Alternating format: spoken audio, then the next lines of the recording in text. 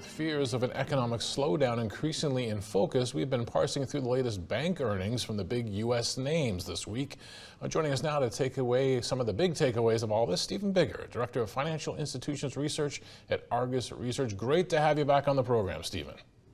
Good to be here. Thanks for having me, Greg. All right, so we've heard some of the biggest names on Wall Street so far. What are the big takeaways from all this?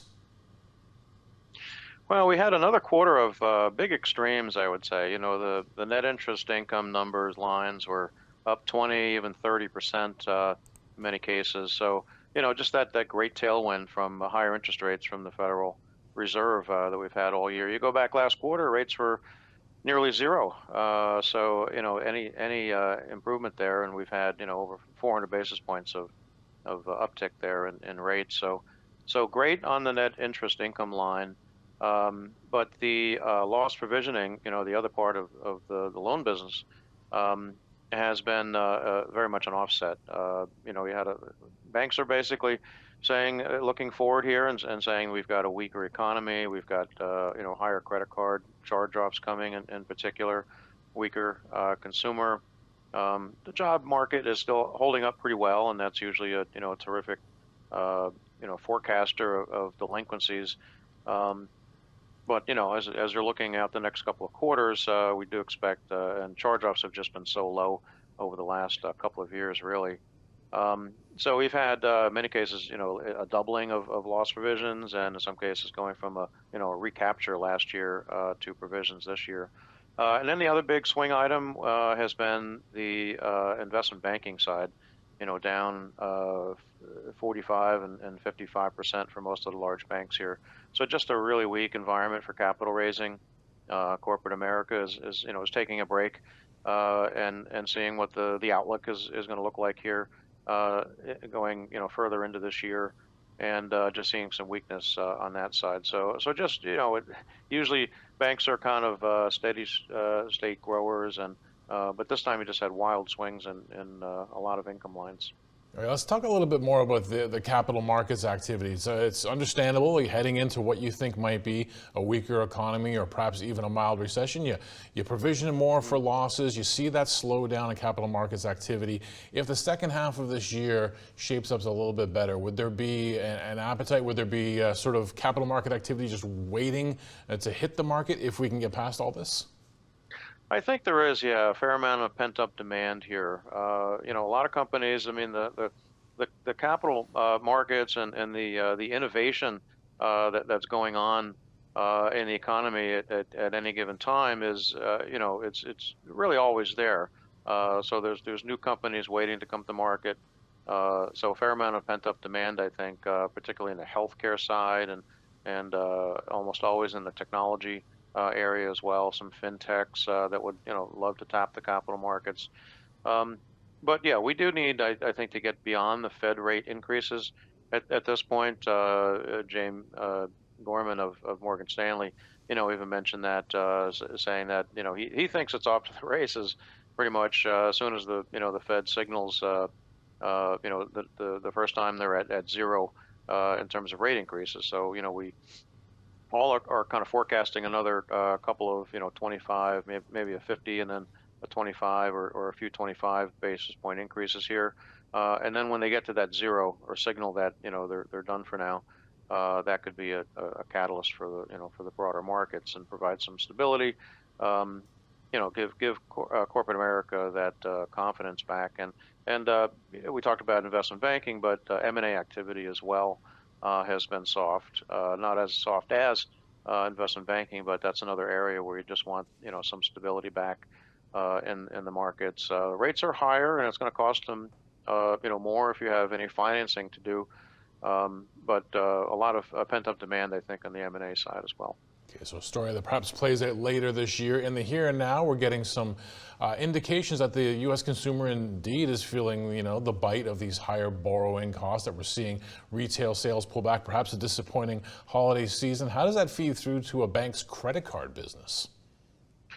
Well, yeah, and that's definitely bears mentioning. Today's retail sales number down 1%. You know, shows that the consumer is in a much more cautious mode than they had been in for much of 2022. That was the That was the single worst month decline. It actually matches the November number, which was revised down also to 1%. So certainly, less spending going on by consumers here, and that means less spending on credit cards. And if you think about some of the other big ticket items, clearly mortgages, home buying has moved off, well off its highs.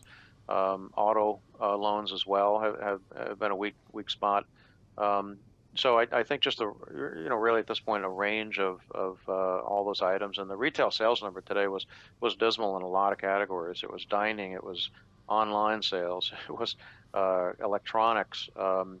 As well as furniture and housing. So it was really a broad-based move down in retail spending. So yeah, the credit card companies, they do have I would call it a natural kind of secular story here, a positive secular story, and that there's still a more of a migration from cash and checks to credit cards or to other digital payments. So that's benefiting that long-term growth. There's a natural tailwind with inflation as well. So if the basket of goods last year at this time cost you 100, and this year it costs you 108, and that's what you're charging on the card, that's obviously a tailwind for those companies. So I don't see a big drop off necessarily, but yeah, slowing growth rate and in line with the mood of consumers. We think of so many parts of the banking business, and some of them obviously very high profile and get a lot of ink. But what about deposits? Like, what are we seeing in the trending in that area coming out of a pandemic? Because that was a pretty interesting space. Yeah, deposits, for throughout the pandemic, banks were just flush with deposits. You had consumers, were saving a lot. They got government stimulus checks in the U.S., Canada as well, right? They reined in spending because you couldn't fly. A lot of things were closed. You couldn't travel.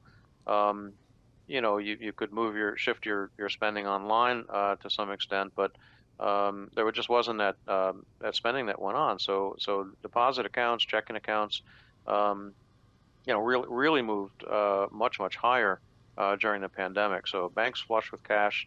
Um, Rates were at zero, so you couldn't get a good yielding CD, or bond yields were much lower as well. So a lot of people just hoarded cash until very recently, right? In just the second half of 22, where the Fed moves higher, have allowed some really decent yields across the spectrum. High grade bonds, municipal securities, CDs, even savings accounts are yielding much higher. So there's a migration that's taking place. And whereas banks, the net interest margin expansion was really spectacular for much of 2022 as banks raised the rates on loans and didn't really raise the rates as quickly on the deposits and the other funding sources. But that's changed now. So you've got most of the benefit has been achieved on the raising of the lending rates. But now you're finding that consumers are getting smarter, seeing these much higher yields that are available in the market through CDs and other bonds and other securities, and transferring these non-interest bearing deposits to something that carries a pretty decent yield. So that on the back end we think will start to hurt actually net interest margins as we move through 2023.